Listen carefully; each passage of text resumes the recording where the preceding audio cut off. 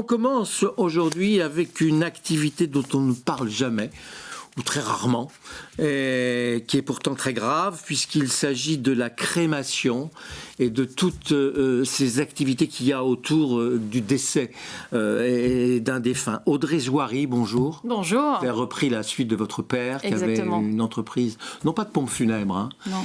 mais de fabrication de tombes mortuaires, de marbre. Tout à fait. Alors, c'est pour ça que ça s'appelle Granimont. Exactement, Granit du Monde. Et vous êtes renouvelé finalement dans la crémation. C'est ça.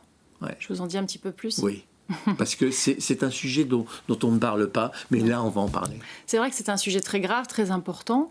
Il y a 40 ans, mon père a créé cette société et en fait, c'était vraiment les prémices de la crémation en France. Il y avait 2% de crémation. Ouais. Aujourd'hui, on arrive à un taux de 40% de crémation en France, donc c'est pas négligeable, c'est très important, ça progresse.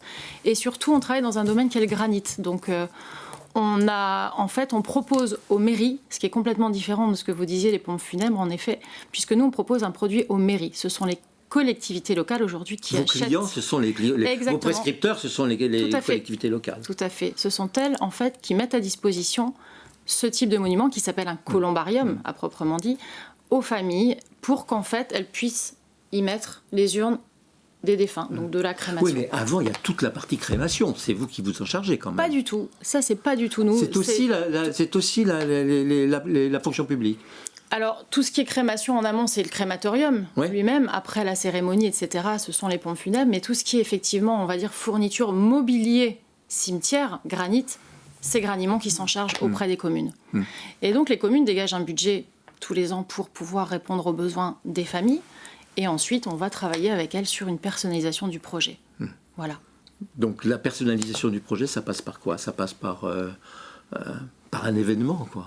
Ça passe par un vrai événement parce que pour la commune, certaines sont de petite taille, de moyenne ou de grande taille, mais certaines de petite taille, c'est la première fois qu'elles vont avoir un équipement, puisqu'aujourd'hui, il y a une loi qui dit que toutes les communes de plus de 2000 habitants doivent avoir un équipement de ce type.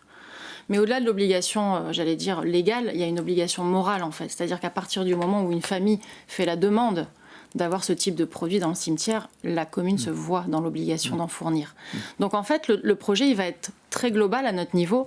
Il va partir, en fait, de l'étude du cimetière lui-même, en termes de foncier, pour arriver ensuite à un produit fini qui va être, alors pour certaines communes, dans l'exigence d'une esthétique particulière, d'un besoin aussi à l'usage des familles, c'est-à-dire comment fleurir, comment se recueillir. En fait, tout ça, aujourd'hui, Granimont élabore vraiment des produits spécifiques pour pouvoir proposer de beaux produits, de jolis espaces, des espaces clés en main, et surtout favoriser le recueillement des familles dans le côté agréable, parce que le cimetière doit être pensé autrement aujourd'hui.